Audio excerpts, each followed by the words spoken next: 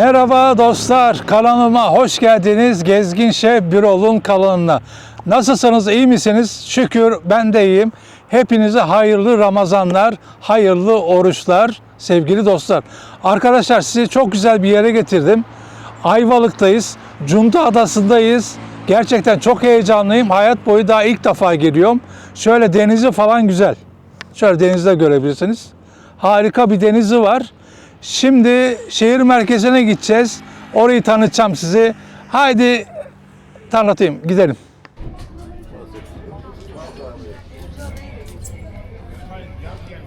Gelmişken sizi şurada bırakalım. Yasin abi. Arı severiz. Yaşa. Sen gittin mi? Statün değişti.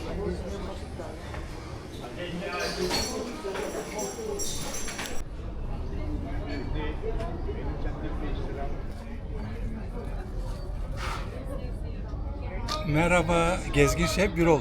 Ayvalık'a beklerim. Evet dostlar, nasıl Ayvalık'ı beğendiniz mi? Bir geçiş yaptım size güzel. Şimdi Taş Kahve var, Taş Kahve'ye gidiyoruz. Orası da çok güzel, bayılacaksınız.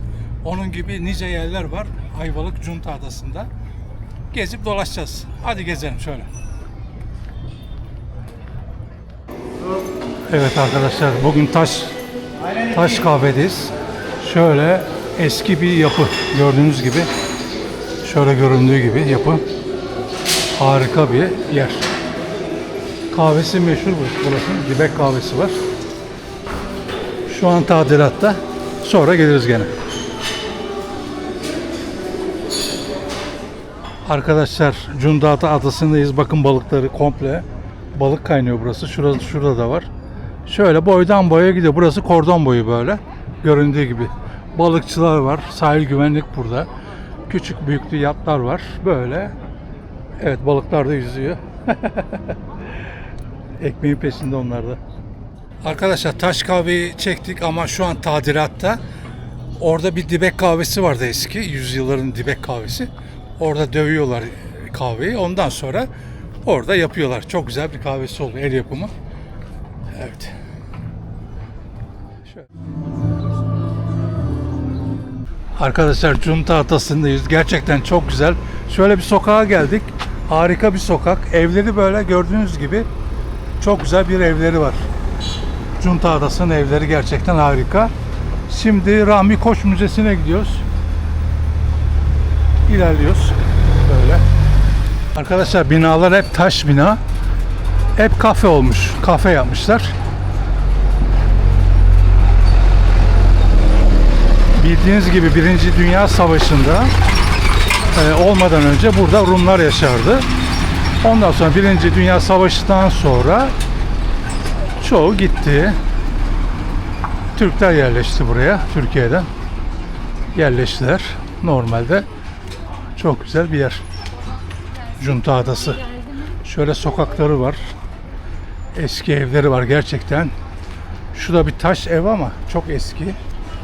Gerçi gördüğünüz gibi böyle evler var.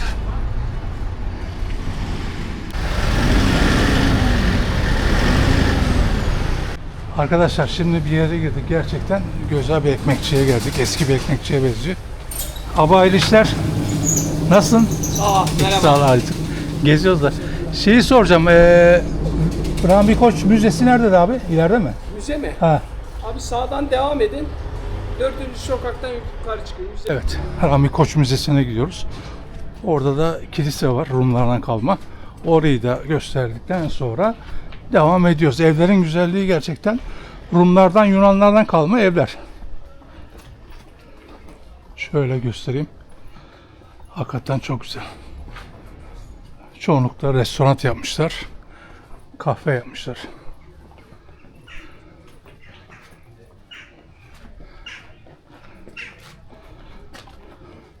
Arkadaşlar bu yol böyle gidiyor. Ta yukarı doğru gidiyor.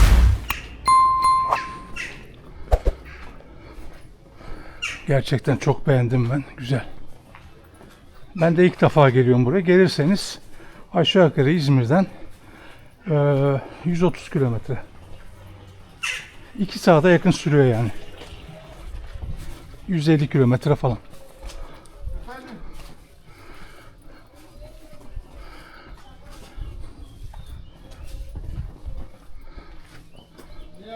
Evet arkadaşlar, bir sokağa daha girdim. Gerçekten çok güzel bir sokak. Şu bakın, şöyle göstereyim. Hemen müze şurada göründüğü gibi. Şöyle de gidebilirsiniz. Ama biz şöyle gideceğiz. Müzeye doğru gideceğiz. Şu evleri bir göstereyim, bakın. Ne güzel evler yani. Arkadaşlar böyle evler de var.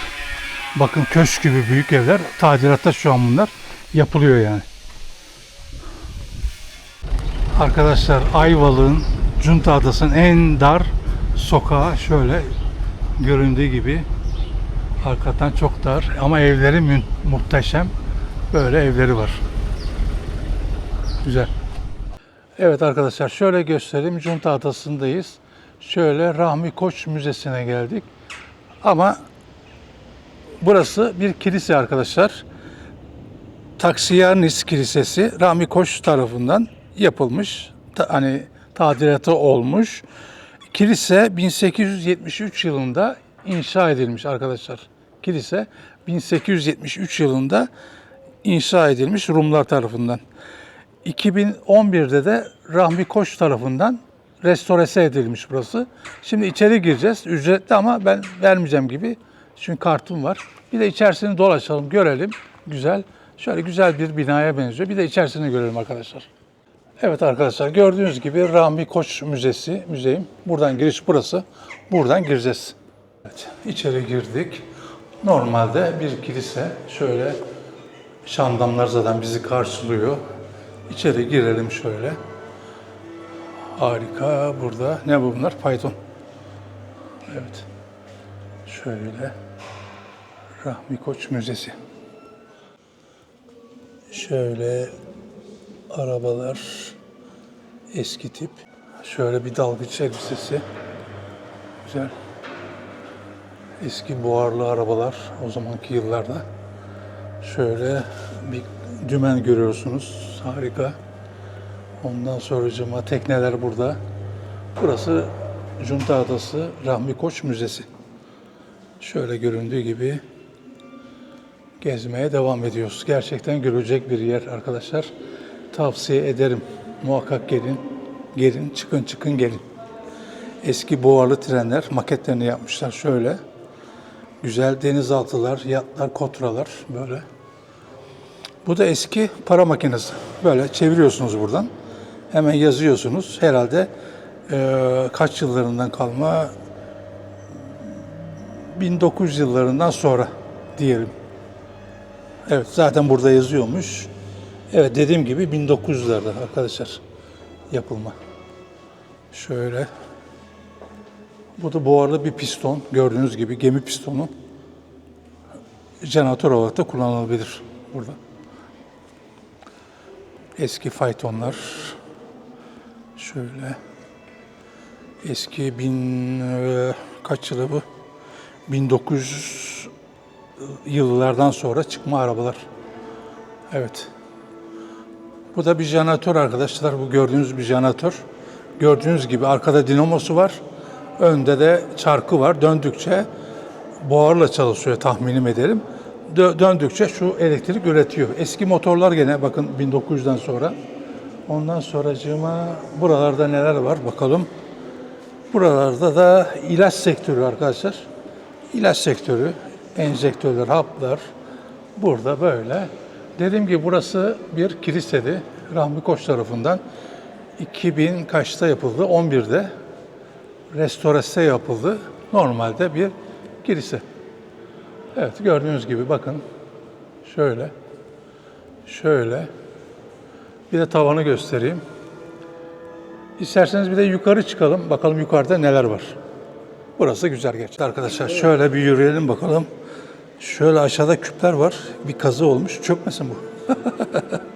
Gerçekten gördüğünüz gibi şöyle harika. Bunlar herhalde zeytinyağı küpleri. Göründüğü gibi. Arkadaşlar bir de size tavanı göstereceğim şöyle. Harika yani. Şöyle biraz daha yaklaştırayım. 2 katlı bir kilise. 1800 yıllarından sonra yapılmış. 2011'de de Rahmi Koç tarafından tadilata girmiş burası. Böyle müze olarak kullanılıyor. Şöyle bir yer. Hadi çıkalım. Evet dostlar, şimdi ikinci kata çıkıyoruz. Rahmi Koç'un kiliseyi tadilata soktuğu 2011 yılında sokmuş. Şimdi üst kata çıkıyoruz. Bakalım üst kat nasıl? Şöyle dönen merdivenden çıkıyoruz. Buraya gerçekten gelmenizi tavsiye ediyorum arkadaşlar. Israrla tavsiye ediyorum. Muhakkak gelin yani. Görmeye değer. Evet.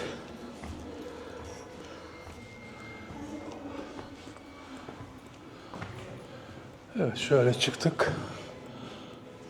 Gerçekten çok güzel.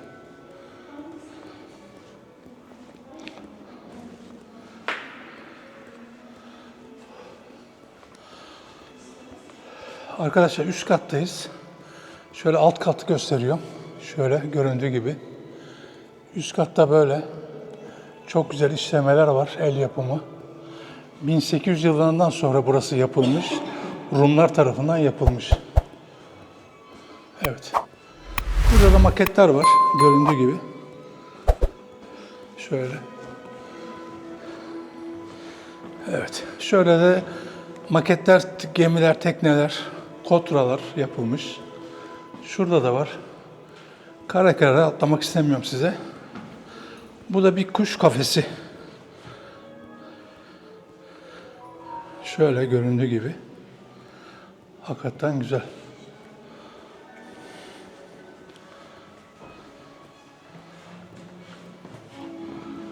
Evet, burada trenler, eski buharlı trenler aşağıda da var. Şöyle göstereyim tekrardan. Güzel. Arkadaşlar şimdilik bu kadar. Arkadaşlar şimdi burayı da gösterdik ettik. Çok güzel müzeydi. Gerçekten Rahmi Koç'a teşekkür ediyoruz. Değil mi sen? Teşekkür ederim. Hadi gidelim gezelim başka bir yerleri. Güzel. Arkadaşlar dünyanın ilk bisikleti bisiklet derler. 1900 yılında yapılmış. 3 tekerlekli şöyle. Harika.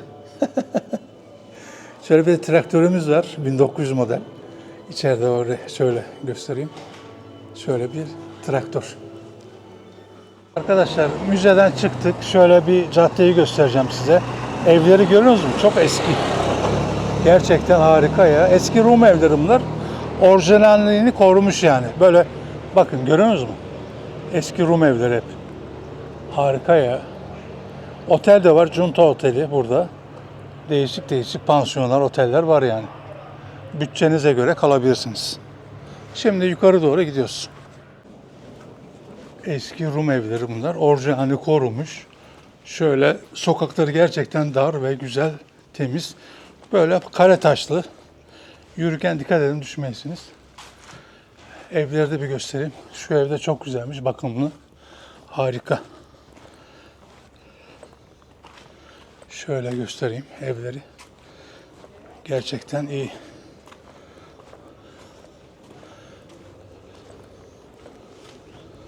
Arkadaşlar size Rumlardan kalma, Yunan'dan kalma bir kapı. Bakın. Tokmakları görüyor musun? Kapı tokmağı. Çok değişik, güzel yani. Arkadaşlar gördüğünüz gibi bakın. Junta Adası burası. Sokakları dar, uzun. Evler Rum evleri, taş evler. Harika yani. Çok güzelmiş. Böyle geziyoruz. Mahalle aralarını falan dolaşıyoruz. Güzel yani. Harika. Şöyle en dar sokağını görüyorsunuz. Bakın mahalle burası da. Evler böyle 2-3 katlı, 2 katlı. Fazla yüksek değil yani. Şöyle bir evler yani. Tabi burada şimdi kış olduğu için Mart ayındayız. Fazla insan yok. Hem rahat rahat geldik. Arabamızı park ettik. Güzel. Oruç zamanı. Allah kabul etsin herkese. Şöyle geziyoruz yani. Size göstereyim dedim. Muhakkak gelin buraya yani. Tavsiye ediyorum. Görmeniz değer, görmeniz lazım. Evet arkadaşlar, Junta Adası'nı geziyoruz. Şöyle bir sokağa girdik. Gerçekten çok güzel bir sokak. Burada pansiyonlar, oteller. Burada kalabilirsiniz yani böyle.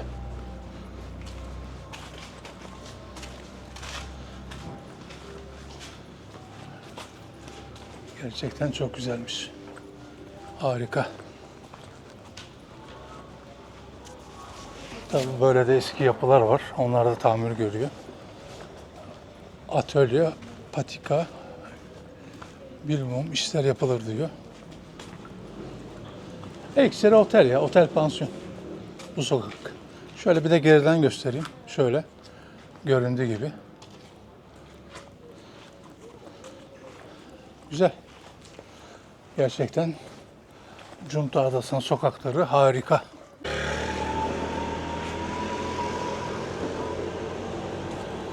Evet, şimdi bir sokaktan daha girdik. Böyle devam ediyoruz. Güzel, burada incik boncuk satan yerler var.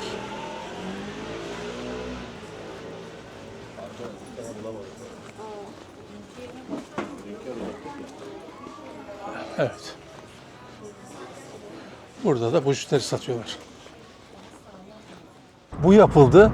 1964 yılında yapıldı arkadaşlar. Sevgili dostlar.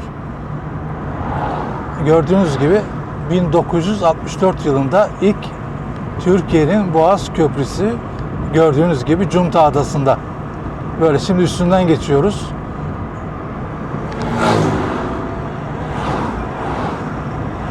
Şimdi üstündeyiz arkadaşlar.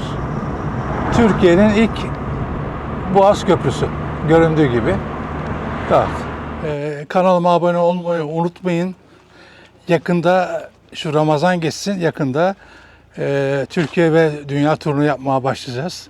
Güzel bir videolar olacak. Bir toparlanın. Bir kanalımız biraz daha büyüsün. Yolumuz bir açılsın. Teşekkür ederim. Hepinize hoşça kalın. Almanya, Fransa'ya, bütün dünyaya selam. Bye. Auf Wiedersehen.